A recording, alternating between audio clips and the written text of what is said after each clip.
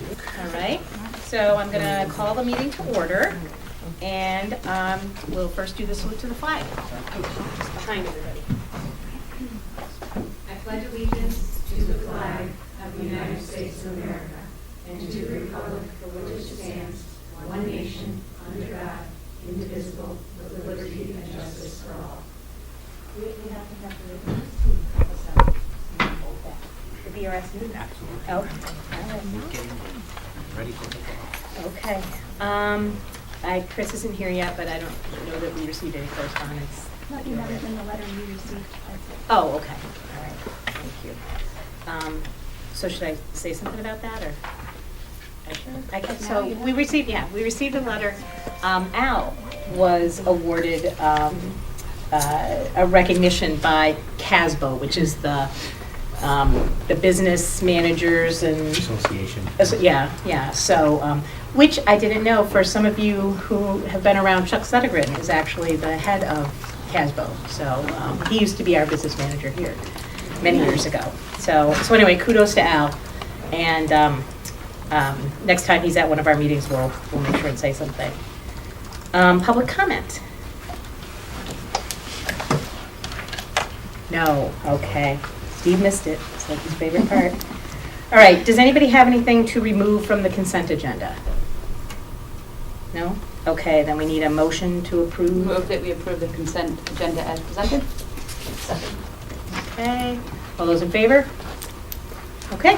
Great. All right. Tim, you're up. There's a thing over there if you want. All right. I think the microphone helps with the taping. Oh, okay. Representing the PTO, I missed the September meeting, so this will bring you up to date for what's been happening for the year, and also I'll touch on last year as well. Last year was really successful for the PTO. We raised over $41,000 in total. I think that's a record. Is that a record?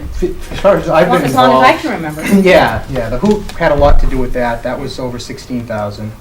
And then our passive fundraising came in pretty big too, the Stop and Shop and the other stores. Yeah. So we were able to do 2 special activities for each grade as a result of that. And we donated $3,000 for playground bags, and we had a $16,000 surplus. So we donated that money, and the school was able to purchase a brand new climbing wall for the North Gym. That's great. Which is really nice. If you Yeah. ever have a chance to check it out, it came out very nice. And, That's great. That's really, and it'll get used by everybody because even the older kids go up and use the North Gym as well as all the phys ed. I plan to use it myself. Yeah, all right. Don't go too high. I want to climb the wall. Wait a minute.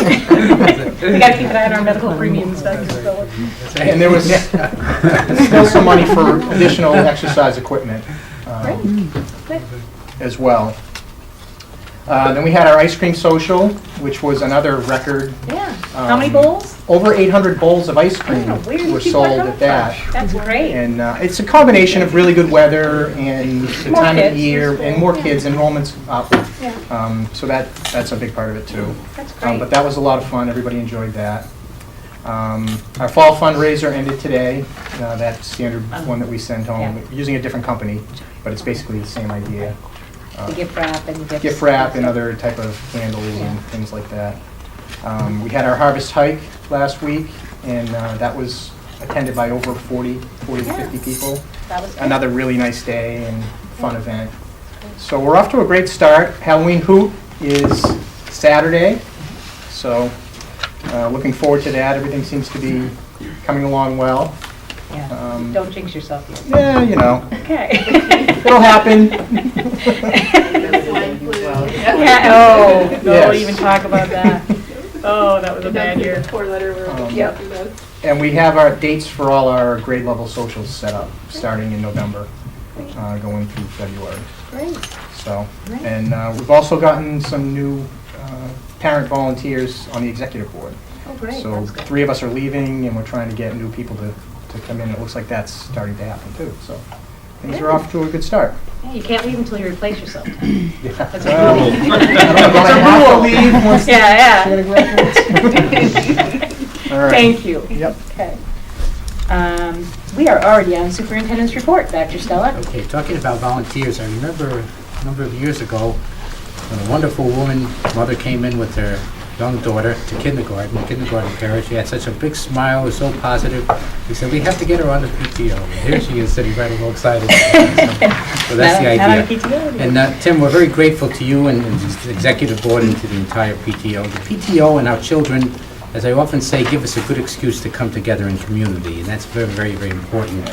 You mentioned a few things such as the ice cream social, the hike, and Mrs. Prisco was there too, and Mrs. Sherman, myself.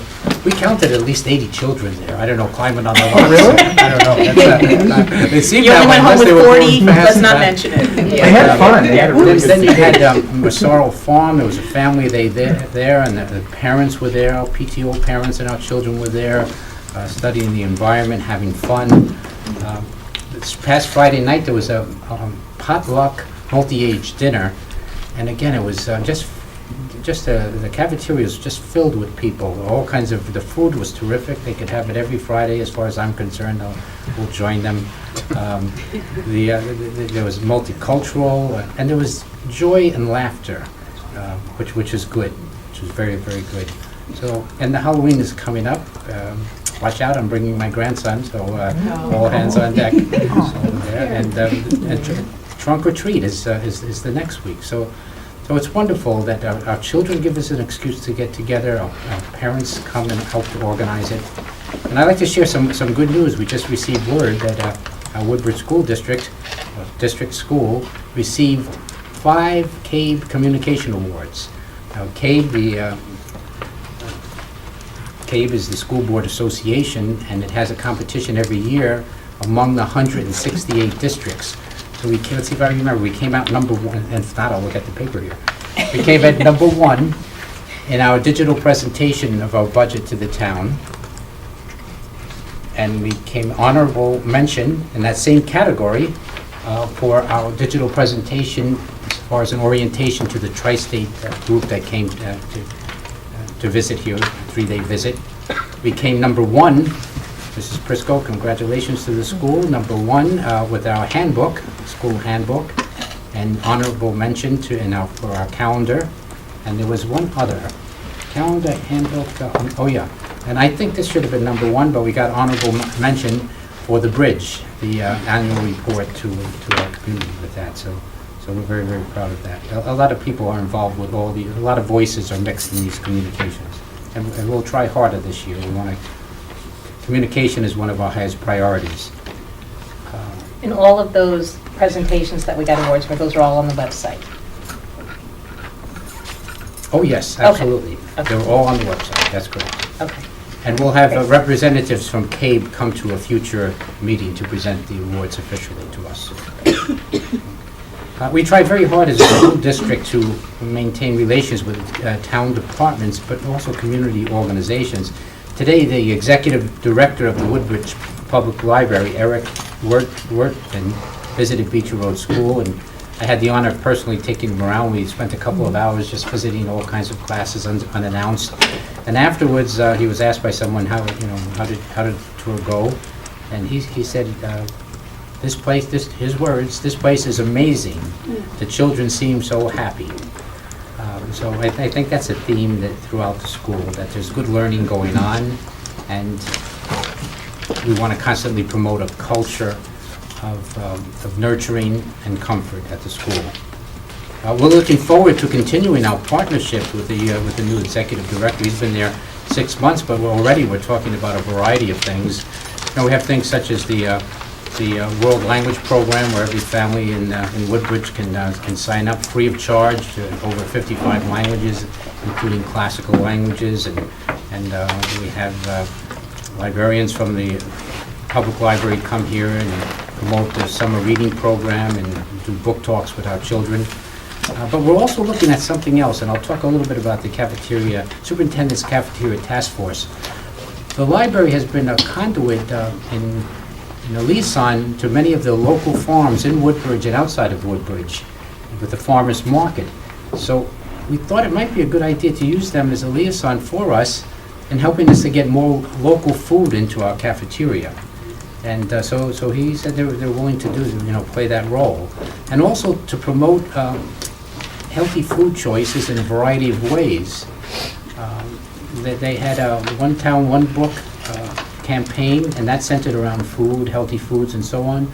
So we were thinking of, with the help of the library, developing a whole list of books on healthy foods, types of books that children will be mesmerized when they hear it, and having members of our public library come in, as well as from the Sorrel Farm and other places in town, and add some magic to our campaign as far as the cafeteria initiative. So he seemed very interested in that also. The cafeteria task force got off to a good start with the support of Jane Roddy and our consultant in the cafeteria team. Lisa was at the meeting. I don't know if you want to share anything, Lisa, on that. I'm very pleased with where we are and where we're going. I think we seem to have picked up without having lost any momentum over the summer. If anything, it feels like we've built up some momentum, and the pathways are there to continue to make improvements where we can, and I think it's looking very positive. Thank you. We're very happy to have board representation on there too, with Karen also, and medical representation, parent representation. And I'll put out a few teasers here, because we're going to give a full report to the board during the year. But we're looking for community connections too, to promote our healthier food choices.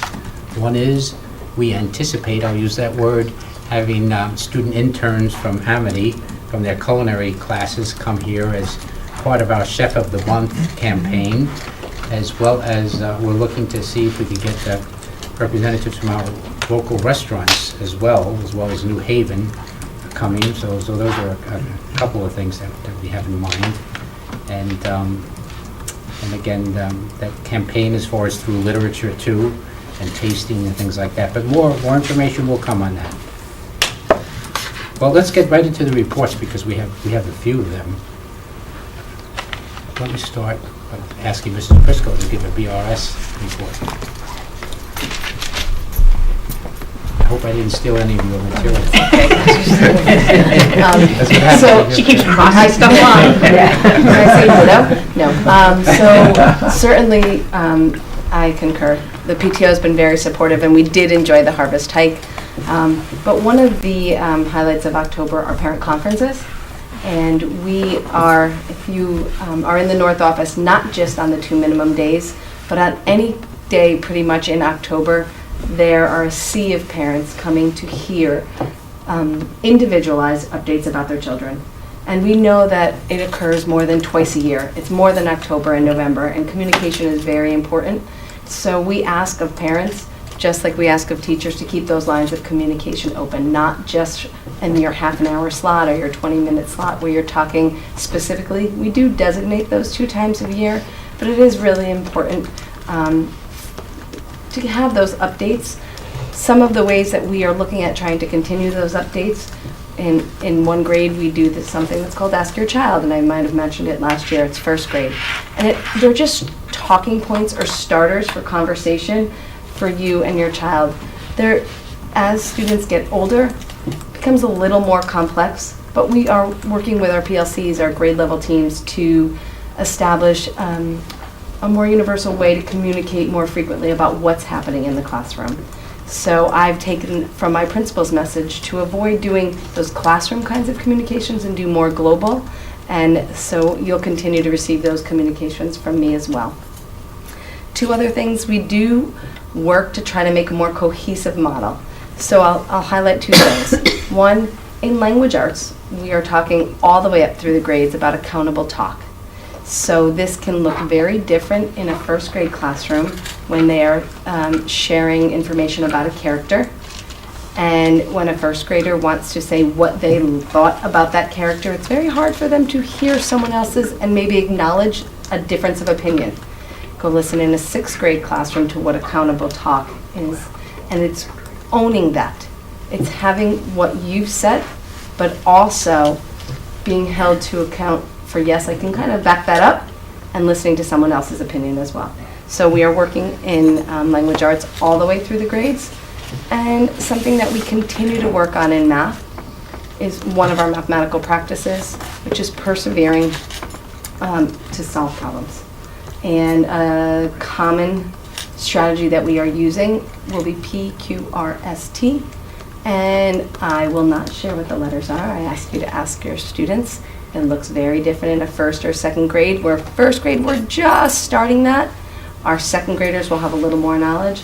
And sixth graders may not be drawing P, I'll give you a little hint of pictures, but they'll be maybe picturing something that they'll be doing. So those are just some ways where we are trying to be more cohesive and having our first grades right up on through sixth grade, and even our kindergartners be part of those conversations.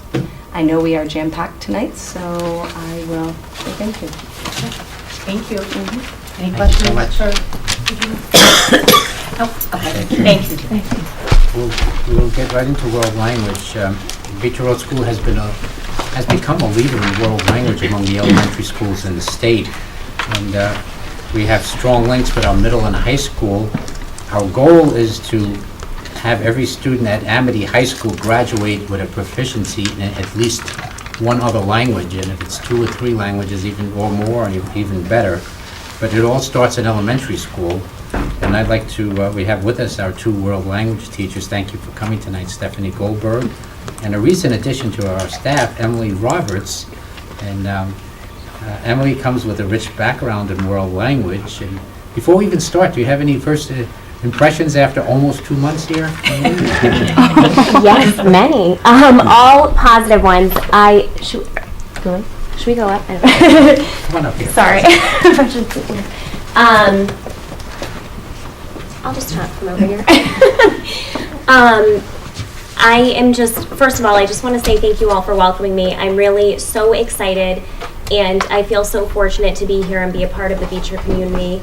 I've seen so many amazing things so far, and one of the most important things that I think about Beecher is just the dedication and the commitment to world language and cultures that it has to offer. Especially, one thing that's really amazed me is the amount of time dedicated to Spanish instruction.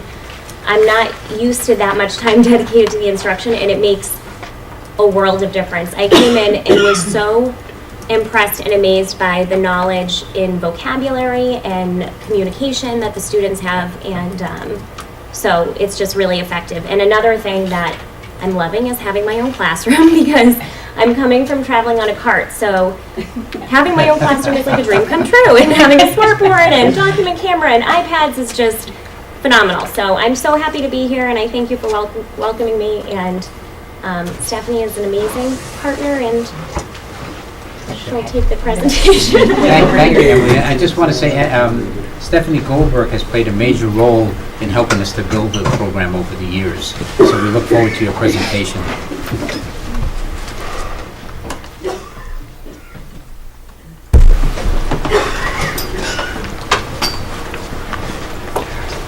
Buenas noches. Gracias. So, many of you have heard some of the things I'm about to talk about tonight, so I'm going to go quickly through some things and a little slower through some others, because I know we do have some new members here. I just wanted to remind you about the goals of our program. So, first thing is to always consider that we want, by the end of 12th grade, we hope that our students are proficient in at least one language. So we're hoping for that K-12 continuum to occur. And of course, specifically here, we always hope that we engage our students in meaningful activities in listening, speaking, reading, and writing. So what's new? First thing that's new is that students in kindergarten are now learning Spanish in music class, as well as having Spanish with Senora Roberts. So that is a change that seems to be working really well. The kids are really excited, they're singing, they're dancing, and we've now integrated Spanish into the music curriculum, which we already integrate music into our curriculum, and now we're going in the reverse. The other change that's occurred, I'm happy to say, is that second grade is now receiving Spanish instruction twice a cycle. So they are receiving 60 minutes a cycle instead of 30, so that is a change. So here's how it breaks down. Kindergarten through third is receiving Spanish twice a cycle, and it's for 60 minutes. Fourth grade is receiving Spanish 3 times a cycle, so they're getting 90 minutes of Spanish instruction. And 5th and 6th grade are receiving Spanish for 4 times a cycle for a total of 120 minutes. So if you look at the progression, as they get older, they increase their time in the language classroom. So they're getting more and more Spanish as they get older. So something important to point out is our connection with Amity Middle School. So I am in constant contact with Jennifer Blaze, who is one of the Spanish teachers at the middle school. She is the 7th grade Spanish teacher. So we communicate throughout the year. So I recently spoke to her and got a quick little report to ask her how our students are doing, because I think it's important to follow up and see how are our Woodbridge students performing at the middle school. So her words were that students from Woodbridge continue to have a good working knowledge of common vocabulary and familiar phrases, and that they're really eager to show what they know, and they seem to be comfortable with their speaking tasks. And in terms of where everybody is, there's a significantly higher number of Woodbridge students that are in the advanced level at the middle school. So it was a really good update. It sounds like our students are doing really well. So just to remind you, beginning in kindergarten, just some of the experiences that children have here. A reminder that technology is part of our instruction. It's integrated within it. It's used as a tool. We use authentic literature. We have songs. We have puppets that we involve. We have hands-on activities. And of course, we have our thematic units throughout the grade levels. And just a reminder that the technology really continues to allow our students to be actively engaged. It's really a catalyst for promoting oral speaking and increasing their vocabulary. And of course, technology helps us to also bring the outside world into our classrooms directly. So just to look at specifically technology used, the smartboard is used on a daily basis. We use various computer applications, PowerPoint, Smart Notebook, Keynote, and of course, the iPad. So I've been through this before, but for those of you who are new, I just wanted to give a quick little summary that we do have a 6th grade exit exam in place for our 6th graders. We use this to basically monitor and evaluate our program and help to inform our instruction. We use the data just to overall improve our quality of the program. And all of it is based on the American Council of the Teaching of Foreign Languages and the national standards. This slide is really important, I think, just so you know that there are 4 components of the exit exam. I think it's really important to keep in mind the years that the pieces of the exit exam were created. We didn't create all 4 components of the exit exam at one time. It was something that progressed over time. So basically, the new curriculum was created in 2008, and so 2009, 2010 is where we were really focused on the curriculum itself, and then we began to put the pieces of the exit exam together. So 2010, that's when we created the listening section. 2011, we added the speaking section. 2012, we then added the reading section. So by 2013, all 4 pieces of that exit exam were in place. So it wasn't all at one time. So just a reminder of what the exit exam looks like. The listening section has 15 oral statements, and there's 2 recorded conversations, and students are asked to answer various multiple choice questions. So of course, I always bring a sample question just to make sure you guys are focused and awake. So here is our sample question for tonight. So there are 3 visuals up here. You can tell that it's all related to seasons and weather. So here it is. Número 13. Me gusta el verano. Me gusta el verano. Me gusta el verano. A, B o C? Say. C. Excelente, muy bien. De nada. So they hear a statement and they have to use their vocabulary knowledge. A plus. No, I'm sorry. Tres. That you meet the standard. No. So we are looking to see that the visual matches what the students are hearing, and that's on a range of topics. And just to remind you also, there is a rubric that accompanies each section of the exit exam. We are scoring our students based on 3 levels: novice low, novice mid, and novice high. Of course, we're hoping that our students are in that novice high category, but the novice high student is someone who can put together sentences that are cohesive and grammatically correct, and there are very few vocabulary mistakes, whereas somebody who's novice low may have the vocabulary but not know how to put it together in a grammatically correct formation, and the vocabulary might be a little more limited. So there is a range there, but there is a rubric to accompany each section. The speaking component, it's just looking at a visual, which looks like this. Here's our visual where we look at this family, and it's really challenging. They have to record. This year the students, well actually we used the iPad last year for recording, and we are going to use it again this year. It worked really well. They look at the visual and color, they have their iPad, and they have their noise canceling headphones, and they have to make a recording saying exactly what they see in that picture. That can range from anything to a detailed description of what family members do they see there, what are they eating, where do you think they are, what are the weather conditions in the background, what season do you think it is. So there's a wide range of categories that the students can talk about, and we assess them based on that. And again, there's a speaking. There is a rubric that accompanies that, so we're listening for sentences that make sense, that are grammatically correct, vocabulary utilized properly, and just a clear message. Third part is a reading component where students are looking at authentic Spanish texts. So I brought one to show you. So this happens to be a piece of a Renfe train schedule, because some of the topics we cover are the 24-hour clock and telling time, and of course days of the week, how to say the date. So this brings all of that together. You will notice that the questions are in English because we don't want students to be hung up on the vocabulary involved in the question. We want them really focused on the authentic text itself. So, for example, this one says, when are all the trains listed scheduled to arrive at their destination? In the morning, in the afternoon, or in the evening? So they have to be able to look at these times, recognize the 24-hour clocks being used because of the zero there, and be able to look at it overall and know that it would be, what would it be?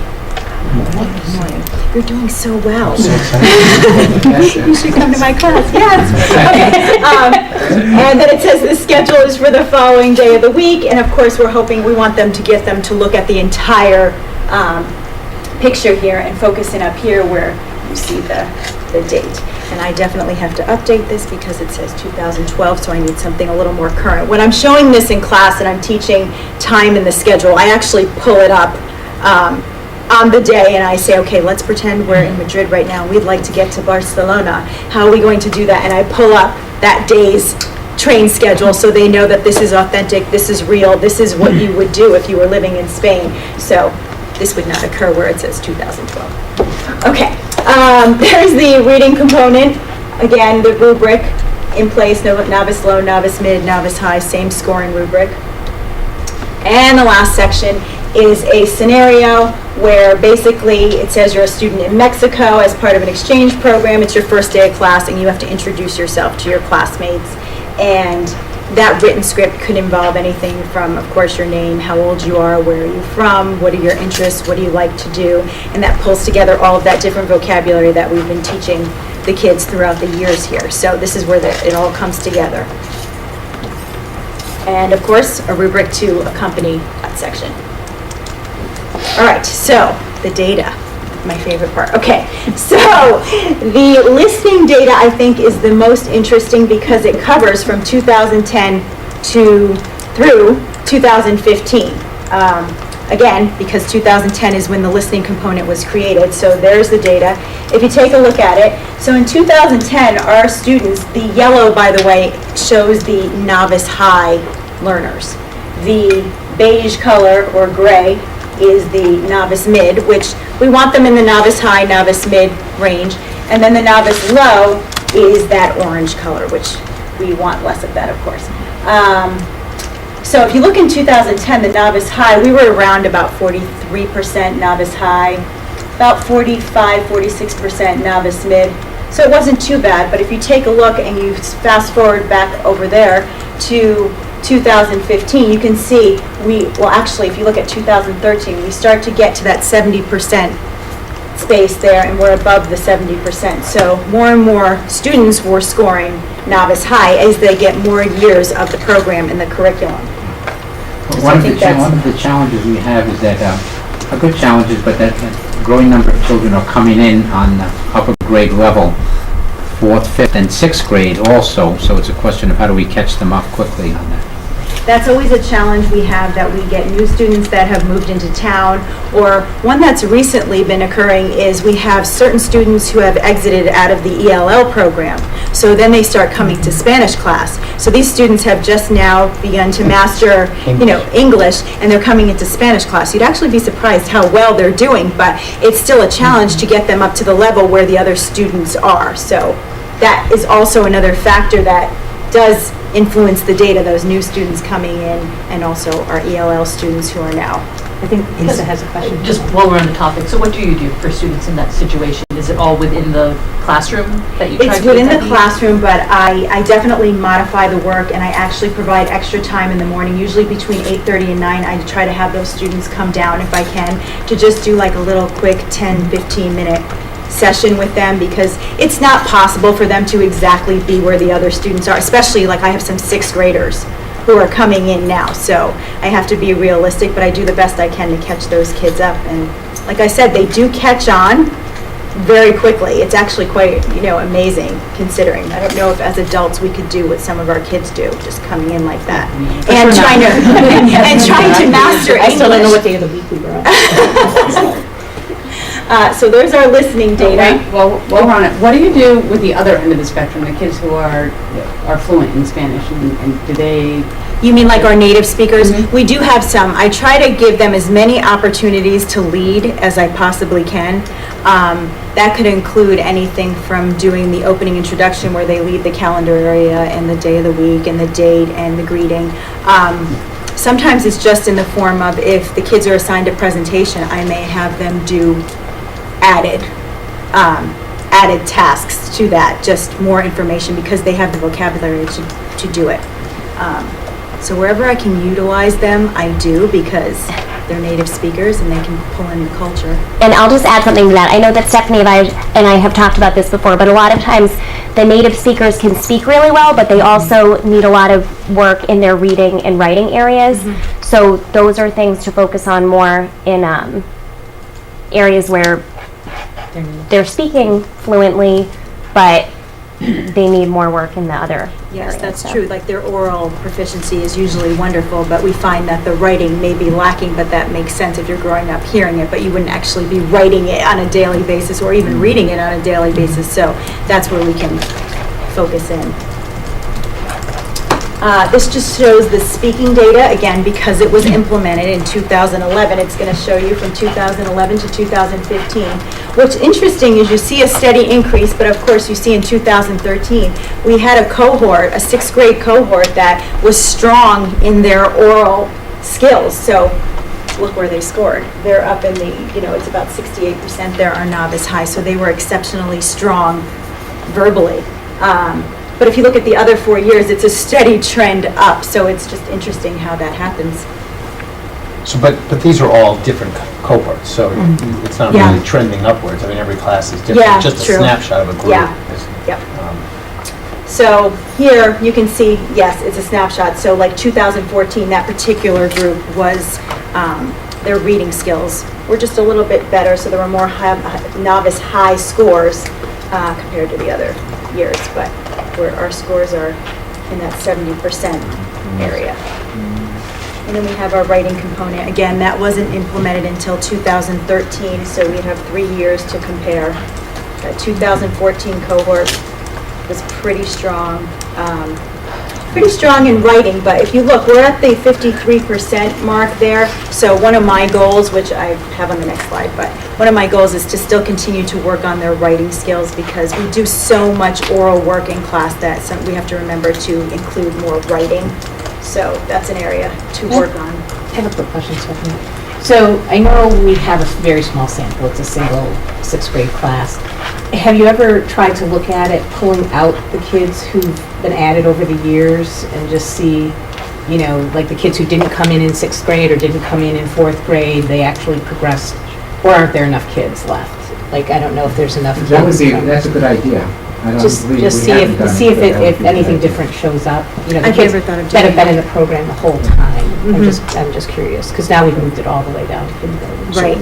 Do these tests come from where? They're from the, what was the society that you? Oh, the American Council of Foreign Language. Those are just what it's based on, the standards and the national standards. We created it with our language consultant back in, beginning in 2010. So when do we have a sense of what we expect it to be, or we're just showing what it is? Like, you know what I mean? Like, what's the goal? I mean, I'm assuming if you don't, is our goal 100%? Is our goal to be at 7? Like, what does it mean? I think we just want our percentage to improve each year. We just want to show. I mean, this is after, so this class that just graduated has now had 7 years of the new curriculum, like K to 6. So I think that's important. Like, it's just showing how things have changed over the years based on they've had more instruction, more of the new curriculum. So you would expect then for next year to be similar to this year, right? I mean, if we're looking at the impact of 7 years in the 2015 cohort is the first cohort that's had the full training, then we would expect that kids would be, that this is what we should expect moving That's forward. correct. And then hopefully as we move forward too, we talk again about looking at every child's learning pathway. So maybe we can't show it in graphs, but the teachers can see who their students are and how they're moving ahead. Well, and if the curriculum is moving towards a little more of an emphasis back on writing, you know, because you've concentrated so hard on, you know, speaking, that you might expect to see an increase in improvement in writing next year as you change the curriculum to reflect what seems to be needed or seems to be not, you know, they're not as high scoring in those things, which, you know, writing I can. Do we know, have we ever looked at, so what are the norms for the state? Like how many hours of span, I mean, like, We don't have a study of it, but to my knowledge, there aren't a lot of schools that are teaching world language on the elementary level, but that would be something we could dig into this year to see. just in terms, I mean, look, I think what we do for language is great. Yeah. I do, I totally support it, I think it's wonderful, I'm glad my kids have it. But we've certainly invested a lot of time and energy. It would be good to just show that what we're putting into it is something that's above and beyond what other schools are doing. And I mean, that's. There's no S back in Spanish. I'm not looking for a test. I'm just looking for just straight up. Yeah. How many schools offer 60 minutes in K through 3, 90 minutes in 4, and 120 We haven't minutes. done that study, but that would be something worthwhile. It would take time to do it, and I'm not So that's not sure something how- reported to the state. It's not in the strategic school profiles. How much? We could look into it. It is a schedule, it was a prior schedule in the was. It SSP, was. but the SSP has been modified drastically. I mean, when we talk to other people in other districts, we hear like, wow, we can't believe how much Right. time and instructional time they get from K to 6. Right. Even just comparing to Right. where Emily. Yeah, came in my from. previous district, it was nowhere near this amount of time. I mean, honestly, the biggest, I wouldn't say it's a complaint, but, you know, if you ask, you know, if my 2 older kids who went through the middle school, they would say that middle school was sort of not really, didn't do anything for them in Spanish. They kind of relearned what they had learned in K through 6. It was not very, I mean, they sort of were, you know, I'm glad that you're talking to the middle school because I think that that's a good problem to have. Our kids come in, and if they're coming from a district, you know, bringing in kids from other districts that don't do as much, when you're putting them in, basically, there's essentially 2 teams of Spanish. There's no levels in 7th and 8th grade, and they're starting with kids who have had 1 or 2, you know. You know, They the good thing do that's have the developing- advanced. There's advanced in Right. Yeah. That's not what you The good thing that's developing, though, I see like a renaissance going as far as articulation between and among not only our elementary, middle, but the districts involved. And Amity is having professional development for all of the world language teachers in Spanish elementary on certain days. So I see an increased effort on everyone's part to try to align what we're doing this year. But Steve, that would be an interesting thing to do if we could gather information on how many schools are offering and the times and so on. We get a comparison. So We could ask we'll everybody at Cade. Yeah. So, okay, conclusions. So conclusions, I think we're making constant, consistent, steady progress in the areas of listening, speaking, reading, and writing. The exit exam results show that student scores have improved. They are going up after. You can see the difference from students who are experiencing the 7 years of the curriculum based on, in comparison to the others who only received, a year or two of the new curriculum. Writing, again, needs to be an area of focus. And the Spanish exam, the exit exam, we really do feel like it's a valuable tool, and we do feel that it's helping to inform our instruction. So our future plans, we're going to continue to review our curriculum. We're going to review the 4 sections of our test. We are going to continue to keep our communications up with the Amity Middle School. We're going to continue to challenge our advanced students. We're going to accommodate our special education students and our students with 504s and our students who are, formerly ELL that have now entered our classrooms, or the students who are just new to Beecher. And we hope to continue to maintain our close connection with Amity Middle School. And lastly, we hope to look for ways to enhance our students' Spanish learning and their world language experiences outside the classroom. I really, support the Spanish program. I think it also teaches the kids a little bit of a love of language. Even if they don't continue in Spanish, they're interested in Chinese, they're interested in, whatever languages come up. So I think it's not only the vocabulary and the structure, but they learn a lot about English grammar and everything else. We don't teach, grammar in English the way, they learn it in other languages. So, I'm always impressed the fact that this actually does, then inform instruction for next year, and we see changes in, what's going on. And I think if that's all this does, let alone, help place kids in 7th grade and everything else, I think that's a great tool. So, if anybody had any questions? Oh, I'm sorry. Do you see any barriers that you're facing in trying to kind of get, you have the test handy as a way to measure where people are, and there are some kids who are obviously, flying through it, and there are others who are not. Is there any barrier you see, apart from kids who are coming into Spanish a little later, to getting everybody up to that same achievement level? I have other assessments that I use throughout the year, and those help to guide my instruction as well. And I work with, if the kids can come in that 8:30 to 9 spot, I have them come in, whether it's, I actually have some kids that want to come to me that just want extra Spanish time. And then I have other kids that I take because they need the extra Spanish time, and I use that time as wisely as I can. There's 9 to 10 classes every day, so time is valuable, and so I use it the best way I can. To add something to that, there's a little motto on the high school level: children, students follow your passion. So we're trying to get, our teachers are trying to get children excited about it, and children are different. Some are passionate about learning music that goes above and beyond. Some are passionate about sports, some are passionate about their reading, some are passionate about language too. I get a kick at it if I'm walking in a hallway and someone will come over and try to question me in Spanish or speak in Spanish.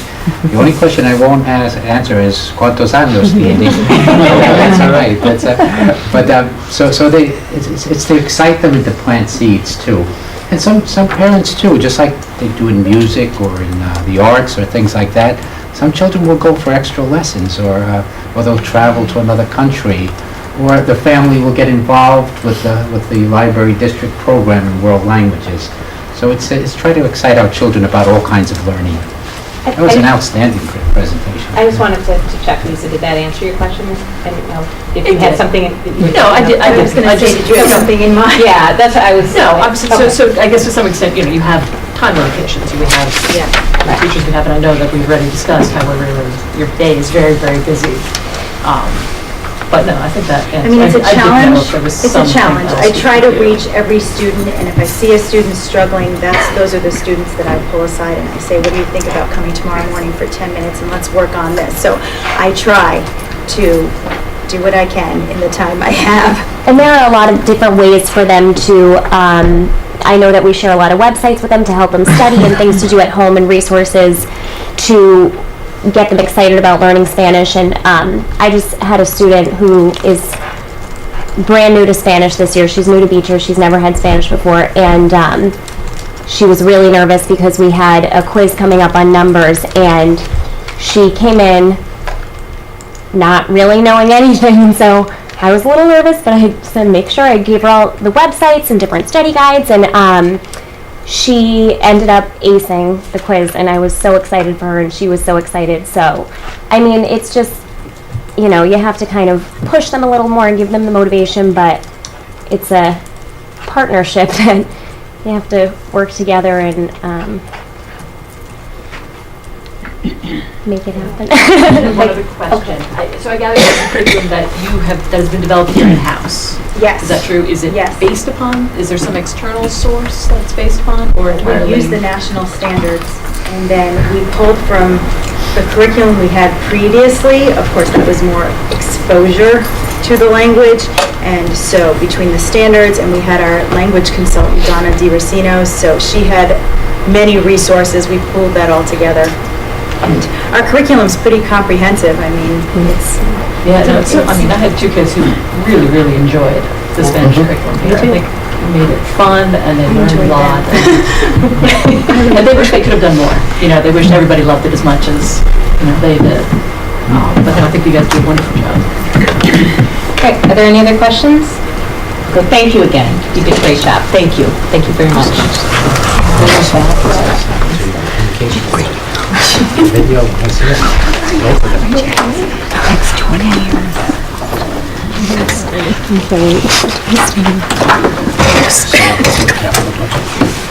Oh, you want to do that before the comments? Okay. Just capital. Yeah, can we move that up? Whatever you'd like. Okay, do we have to vote on that? You have to modify the order of the agenda. Okay, so can I make a motion? I don't know if I can. I can, okay. So I'd like to make a motion to move the Finance Committee report up to now. Second. Okay. Any questions, comments? All those in favor? Okay. We've moved it. We're on Finance Committee. All right. Right. Why we move it up? Because not everybody wants to be here all night. Okay. Also, the technology part, it ties in with the... I got you. Yeah, I'm sorry, that wasn't. Everybody wants to be here all night, but we're trying to get rid of some people. That's so that they don't eat the brownies. Let's eat the brownies. It's getting better and better. Okay. As we go along. All right, so you want to start it? As Go far as for the it. presentation, or do you Sure. have to vote? Okay. Yeah, what I would say is that technology, the school is a leader in technology, thanks to the, among elementary schools in the state, thanks to the support of the Board of Education and the town boards over the years, because we've invested a lot, not only in equipment, but also in our human resources. Our library tech team is a team like no other, and we're very happy to have these members here, James Crawford and Larry Hurwitz, and we also have Lori Patrick, and a new member, a very wonderful woman, Danielle Yolako, and they're doing a wonderful job together, so I'll just throw it to them to do the presentation. But I would say this here, every year we come and present something in technology as far as a request on the capital budget. What we've been able to work out with the different boards is that by doing so in an organized way, and based on the inventory, our team keeps a very close inventory of all the equipment we have, and a plan for replacement. It helps with cost efficiency, and also there's an accountability factor, and it's very, very transparent in what we do. So with that, I'll hand it over to the tech team. I'm guessing since it's a tech team, there's going to be something happening. We have a Yeah. very, very short presentation. It's tracking. There's a poster board. Poster board, we talked about that too. I think you're. Good evening, everyone. As Larry's setting up the presentation here, this is a first from both Larry and I, as Rick Wood has retired at the end of last year. So this is Larry and I are stepping into some very big shoes this year. We have some information to share. Can you hear him? Do we need the mic closer? He's okay. Which way I had this?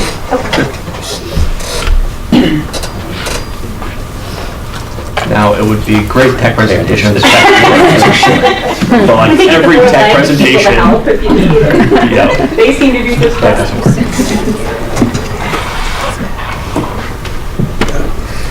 How are we doing there, Mr. Chair, with the technician? Got my granddaughter on the screen and not the presentation. So tell us about these open house.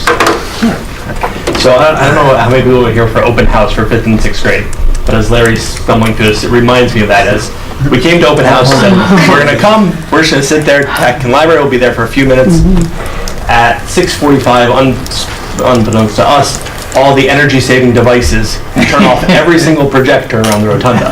So the teachers are getting ready, they have their open house presentations on, they're getting everything ready, and poof, everything starts turning off. Phone calls came. So phone calls started ringing and projectors, my projector stopped working, can you give me a new projector? So we're running around grabbing projectors, and then someone says, you know those energy devices, have anyone checked those? And so we're climbing on ladders, pulling them off the projectors and running around the rotunda, getting them all done. But that's what we get for energy saving. So now we've unplugged most of those for our presentations at least, to get things working. My two screens here. There we go. So we're going to start off tonight with these two questions, which are pretty much the same question, just a little rephrased a little bit. What is the impact of our technology investment having on the school, and what are we doing in classrooms that we weren't able to do before? So we could, James and Michelle Shepard have given workshops at SECA every year. Actually, 2 back-to-back 1-hour workshops, but we'll try to keep this really brief because there's a lot we're doing. It could start anywhere. I'll start with equality. How's that? It allows children to work independently. It allows them to work on things that, it allows them to make choices. It allows them to make selections on what kinds of word processing they'll do, the best way that they can present a project. Is it best to do it in a movie? Is it best to do it with a hyperlink? Is it best to do it with snapshots, drawings, pictures? It allows kids to differentiate and make choices in the kind of work they're doing.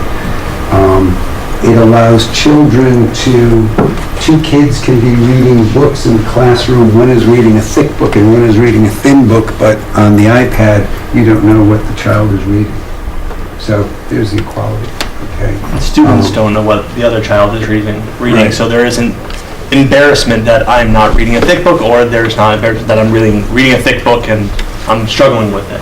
So there's a lot of things that students can do on iPads that, can help them feel better about themselves and choose really the best tool that works for them to get the project accomplished. There's a level of efficiency in that the technology is in the classroom. So you don't need to move a whole class to the tech center to do some writing. You can just switch from one thing to another. You can switch from reading to writing. You can switch to math. And everything you need is right there in the classroom.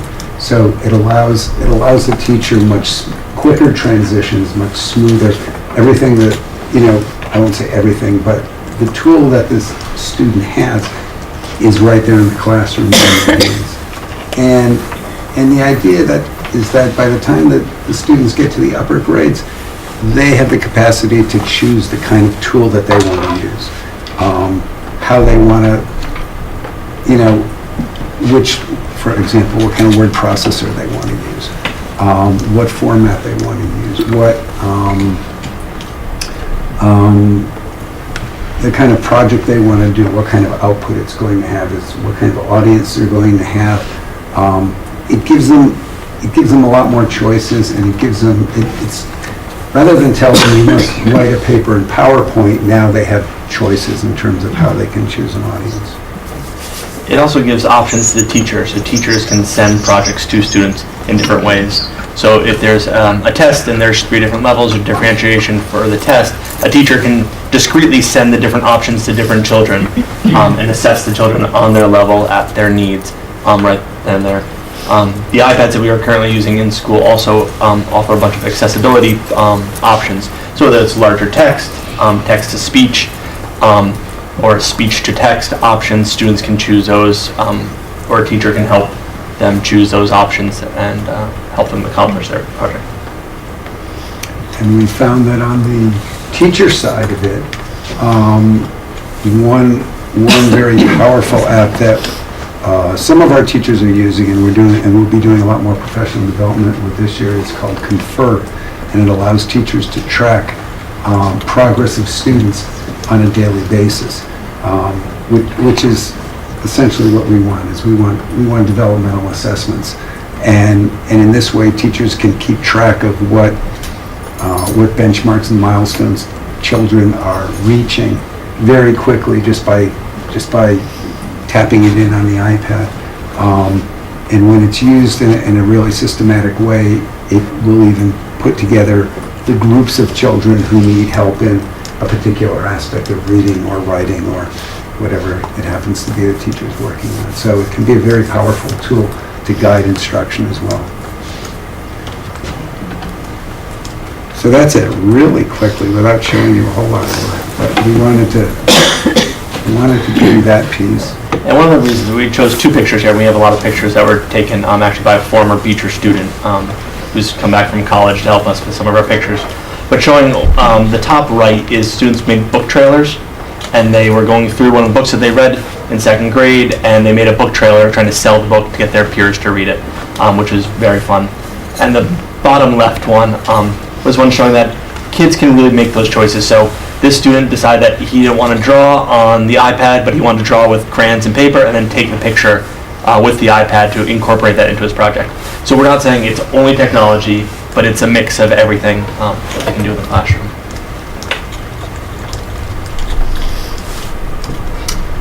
So these are the categories that we've broken down in the past in terms of our capital budget, and the total's a little bit less. I believe last year it was $135,000. This year it's a bit less. One of the reasons being that in student computing that number's a bit less than it was in the past because we are filling out our grade levels with iPads, and that number represents a completion of enough iPads to finish 3rd grade for next year. Right now, we currently have 1-to-1 in grades 2, 4, 5, and 6, and we have centers in K and 1. So this number will allow us to fill out the balance of grade 3. Just to clarify, we do have carts in grade 3 right now. Right. We are essentially 2 classrooms short of iPads to fit 1-to-1. So there's 3 carts that will rotate through grade 3 this year instead. And it also covers some replacements, and we'll get into that a little bit more. The faculty technology is for the faculty laptops, which right now are getting very old, the oldest ones are in the, I believe, 5 to 6 year old range, and they go back and forth home every night, and they're getting worn quickly. So our initiative next year will be to start replacing them on an accelerated level. And the office technology, the classroom technology is kind of a standard replacement cycle of office equipment and smartboard projectors, document cameras, that type of thing. And the infrastructure, do you want to? So infrastructure continues. We've been taking advantage of some of the construction here at school. So we've been laying some fiber optic cabling throughout the building. So the infrastructure is bringing some of that, what's called dark fiber.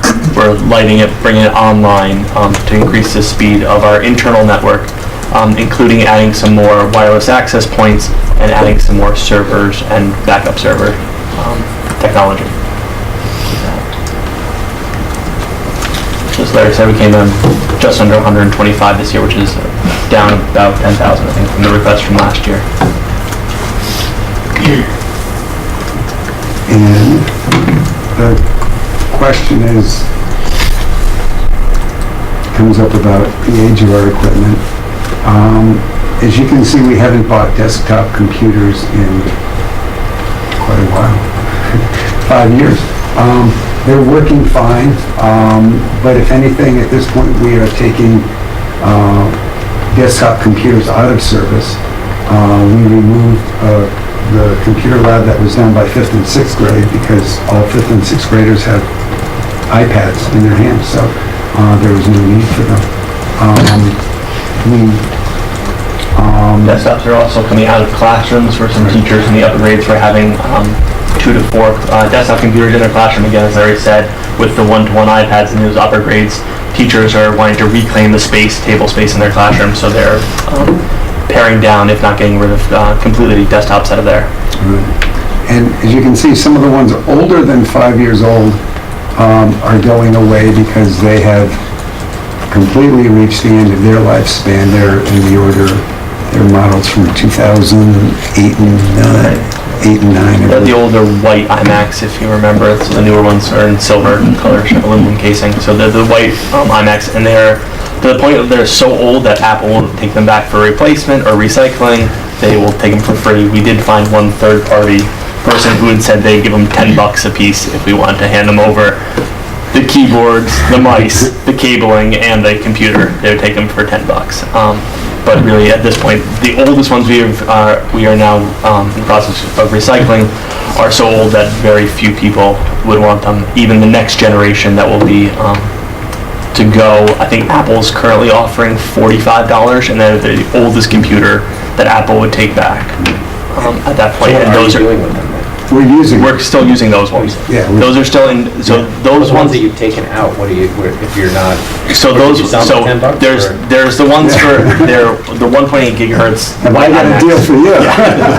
For $15. So right now they're sitting in storage, and they'll we're talking to third-party recyclers to see if we can get some money for those. They're about 40 of those computers right now. 42, yeah. And we have about 30 of the computers that are the 2.0 gigahertz, which are the oldest ones that Apple will currently take. What we've been finding out with the recyclers is that things like the first generation iPad, no one wants anymore. The iPad 2, which is the ones that we'll talk about in a second, are the oldest ones. So we're recycling stuff past what Apple even wants back for parts at this point. Is there anything like at the high school where kids are taking apart computers and playing with circuit boards? Is there anything that can be used? I mean, I'm sure that there are probably kids, or maybe even use it for a summer enrichment where you offer a take apart a computer day and. I mean, you know, I mean, in all honesty, I mean, the pieces are different, but the boards look similar. So, you know. Well, there's always some around that we can do that with, so I wouldn't, so we can do that. The other question that comes up, which we hope we'll be addressing in the tech plan, is kind of the future of desktop computers and where we're going with it. And we don't have that answer right now, but we're looking forward to working through those kinds of questions when we work with the tech plan.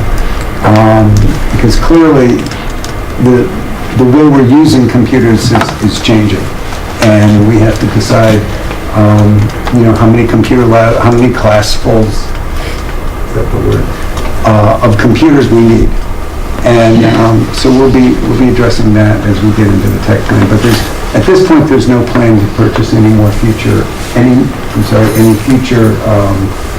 desktops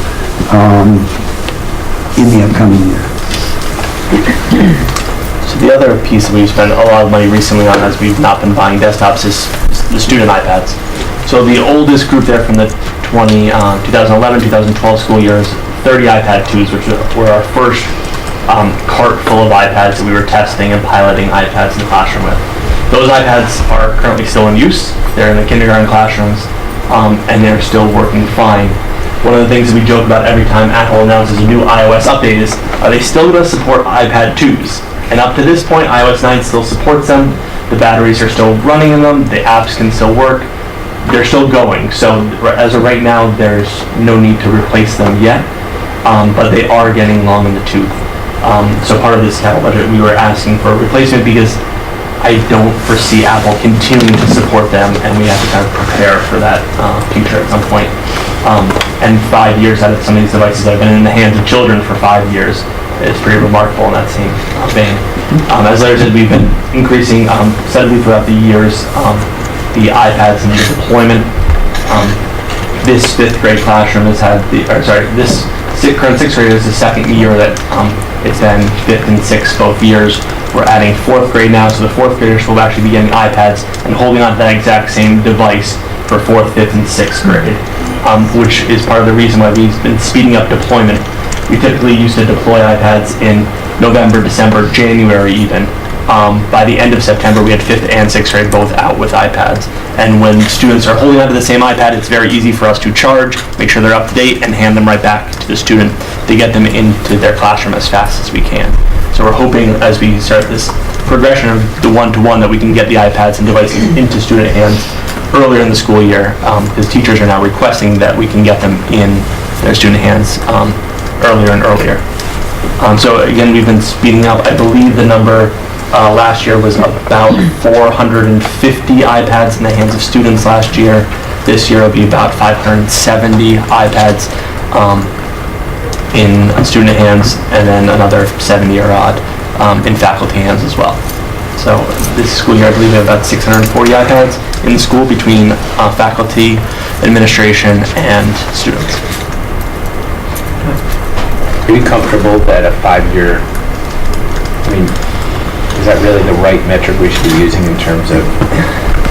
So it's tough to say with the 5 years with an iPad, because as Larry mentioned, what I don't... We took that from, I think Rick took the 5 years from the... I'm just saying it might, just for us to be planning and looking at things, I think 5 years is a long time to hold on to a single iPad. It is. And expect it to... Yeah, and I think with the tech plan, we're eventually going to be talking about, I believe, devices going home. I believe that will be the next trend, and I don't know the lifespan of a device that's now traveling outside of school back and forth home, if that will continue to be 5 years. But I think the idea will probably be the device goes 4th, 5th, 6th, goes back to 2nd, 3rd, somewhere in that kind of range for the 5 years, if they last that long. And that I can't tell you right now, because as I said, the oldest ones, they remember the iPads were announced in 2010, so I mean, they're not even old enough to really know some of this stuff. I just think when we do the presentation to the board, it would be helpful to do a shorter time frame, 1 year, 2 year, 3 year, 4 year, just so that we can see the progression of how many we bought at different times and what the renewal will likely be. Sure.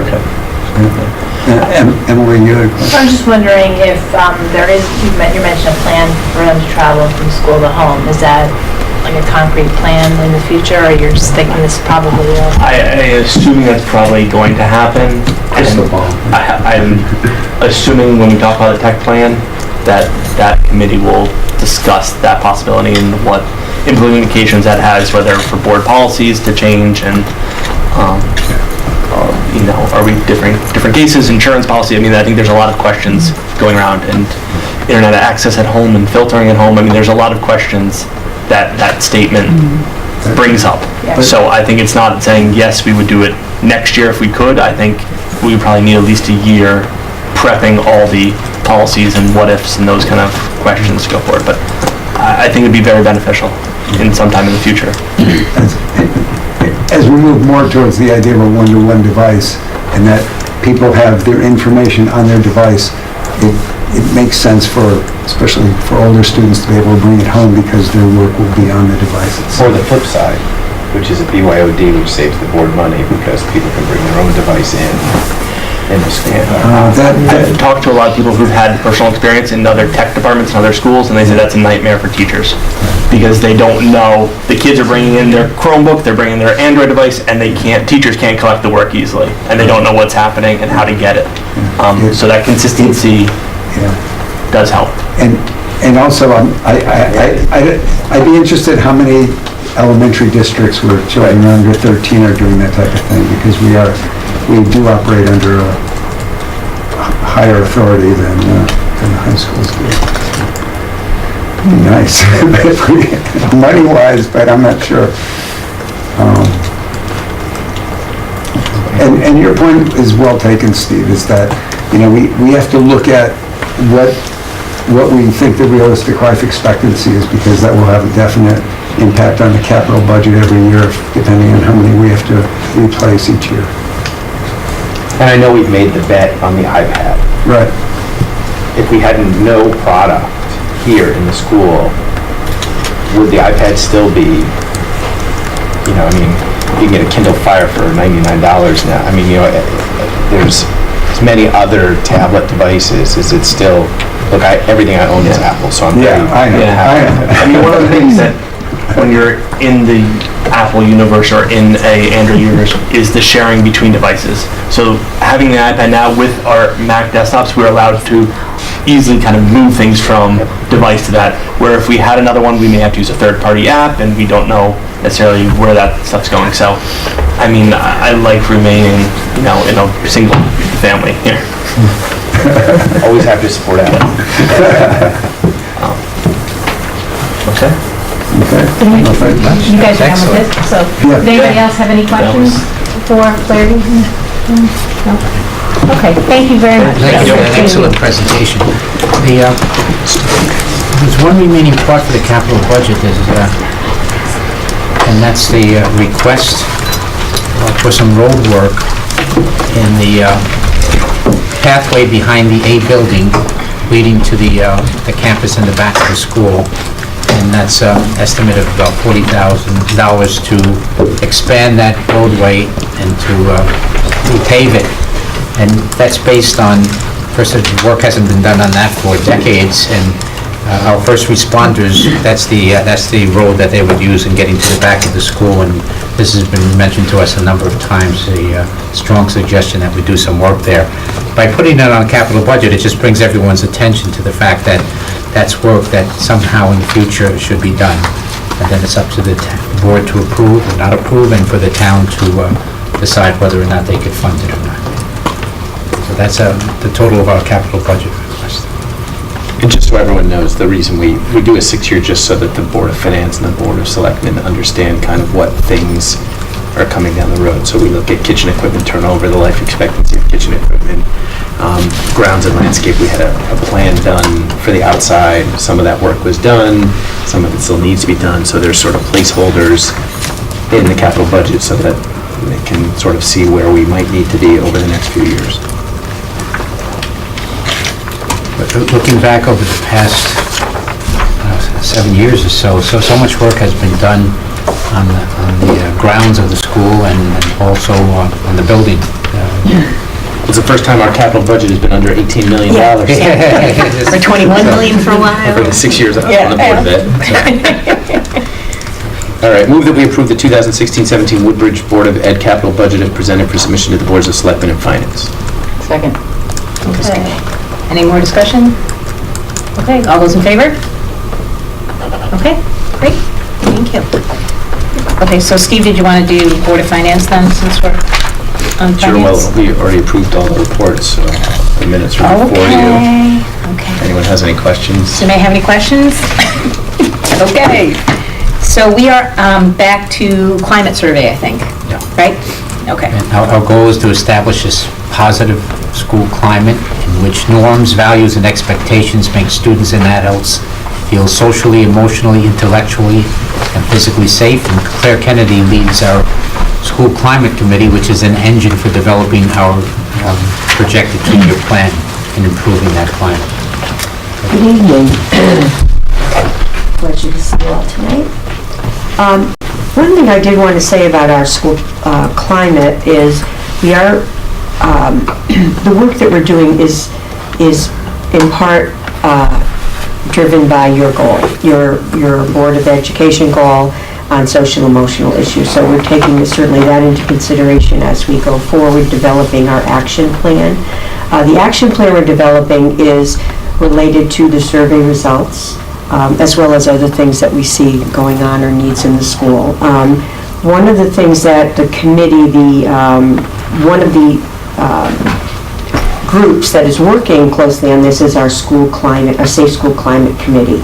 And our next step is to look deeper into that data, to dig deeper into the data that was collected from the survey in the spring, that was shared with you in August and September of this year, to really see where the specific areas are. We know that globally kids are feeling unsafe and relatively unsafe in certain areas, being targeted by kids saying mean things to them, feeling unsafe in certain environments. We want to find out exactly what grades, where this is happening, and get more information about that so that we can then plan on what we're going to do, develop an action plan related to that.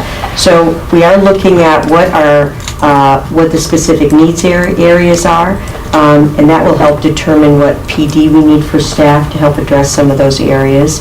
We are implementing the Peaceful Bus Initiative. You've been hearing about that. Mr. Halsley and his group have been working on that. Right now, I think it's this Thursday. There's a plan to meet with all the bus drivers and to give them information about this plan so that they're aware of it, and then to start working on it and putting it into action. The other piece of these that we're working on is with the Anti-Defamation League. I know Dr. Stella has brought this up in the past. I've been in contact with this group also to come in, and they will plan an anti-bullying program for 5th and 6th graders in the school.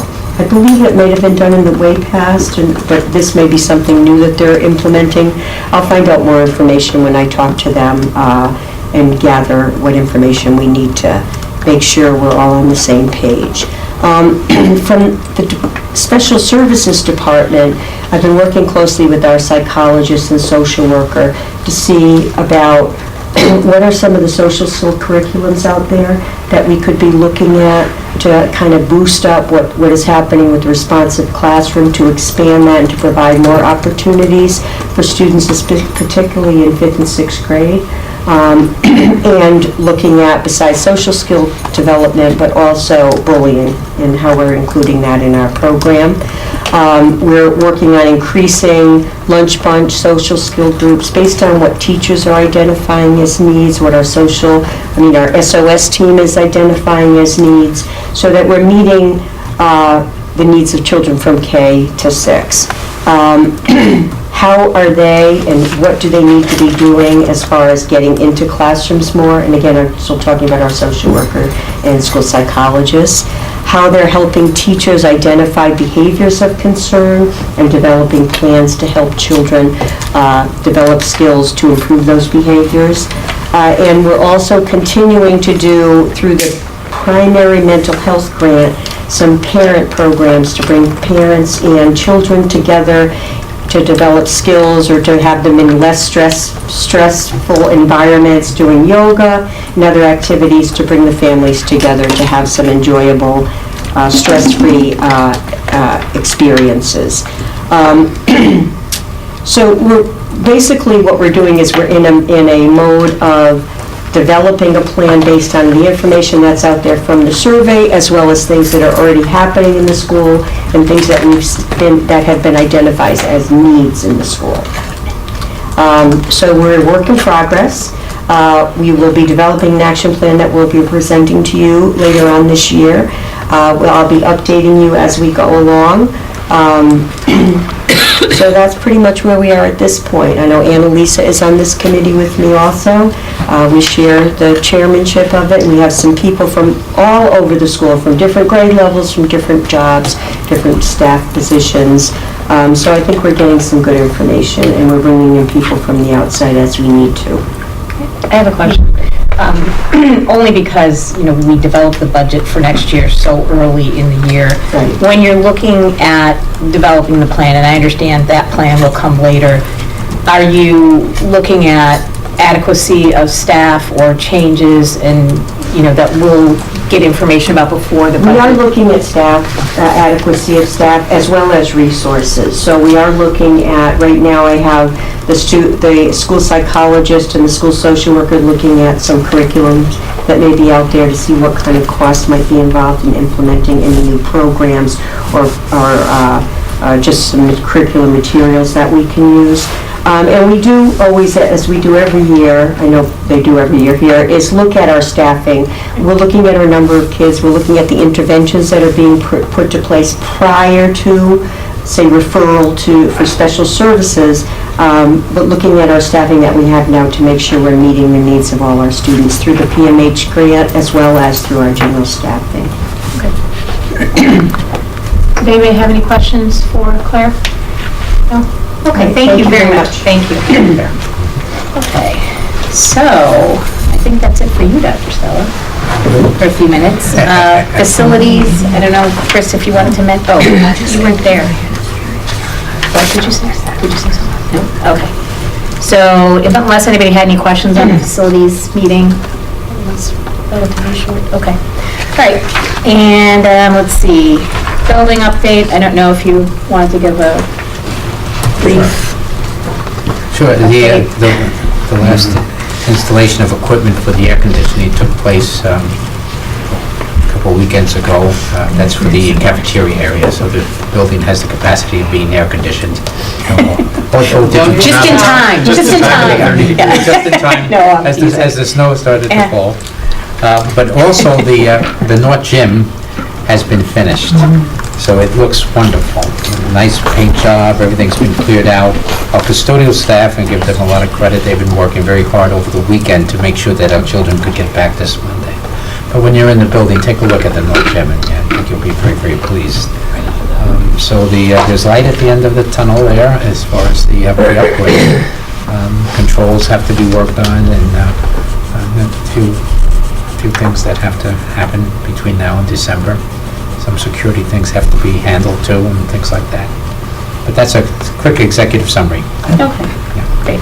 Anybody have any questions specifically about the building? Okay. Lisa, CABE liaison. Anything new on CABE, apart from the conference in November, which, were you planning to go to the delegate assembly? They've been pitching hard to have people go. It's on Thursday afternoon. I'm not sure I can get up. I don't think so. I don't think I can. Okay, upcoming meetings or presentations. So next month, one is the math update. I don't know if anybody had any specific areas that they're interested in having included. It's really the tri-state, report, kind of action plan from there, what's going on, what the rollout is for the entire plan. At least that's what I'm expecting. I know, I assume this is part of it because I've talked about it, but that where differentiation is going to come in math and how it's going to be more personalized. Okay. Yeah, and similarly, I'm interested to understand kind of, why it happens in 6th grade, for example, that there's, breakouts in math classes, but that doesn't happen in the lower grades, and kind of what decision-making happens, around that. Okay. You got those, Dr. Stella? Yeah. Okay. All right, and then summer program review, is that last summer or plans for this summer? Probably both. Okay. And we want to get, for example, we want to get an early start. Our parents have been very good in adjusting to our new adjustments this past summer, and then, so we want to really give them a lot of time to plan the summer program. So. Okay. And I know we've talked about this a little bit in the past, but just the integration, because there's so many programs that parents don't even understand that they have to necessarily do multiple sign-ups, like rec and summer enrichment and all the different programs that we have, extended day. If we could just, again, see how some of that information as it rolls out to parents is integrated so that they know where to go for all the myriad of choices that they have for the summer. Okay. right, anybody else on meetings? Nope. New business, the Wintergreen Magnet School participation. Dr. Stella, you want to? Move that we continue our participation in the Wintergreen Magnet School and allocate 5 slots per school year. Second. So we have 5 slots right now that we're not using at all this year. Does Yeah. anyone ever use those slots? Yeah, oh, yeah. Yeah, we have in the There have been past. times. Not frequently. Where is the school? Just remind me. Hamden. Where is it? Hamden. Hamden. Yeah. Yeah, we pass out notices every year to all the parents, and We kind of have to do it. yeah, we publicize it every year, and it's a parent choice. Some years, we've had all 5 slots filled, some years 3. Right now, 0. Right.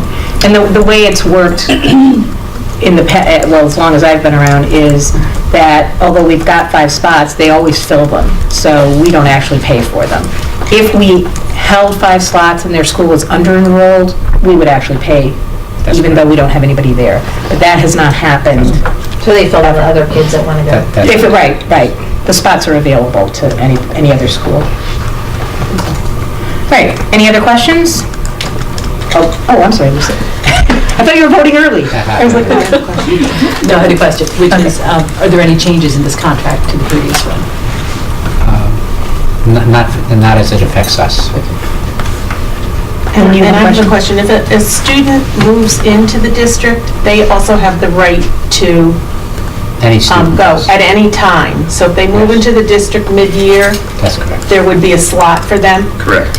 Right. Yes, we'd have to check with the school to make sure on that grade level that It's still available. it's still available. But if it was available, then the answer would be yes. Okay, thank you. Okay, any other questions? Okay, all those in favor? Okay, great. Okay, then, do we ask for public comment again? Public comment? You missed it at the beginning. We mentioned you. No, okay. And then the last one, and again, this is for the board, Dr. Stella sent a copy of, goals that if we wanted to discuss, we would go into executive session and discuss. And there was some question whether we wanted to do that. I mean, if people have any questions at all, we absolutely will.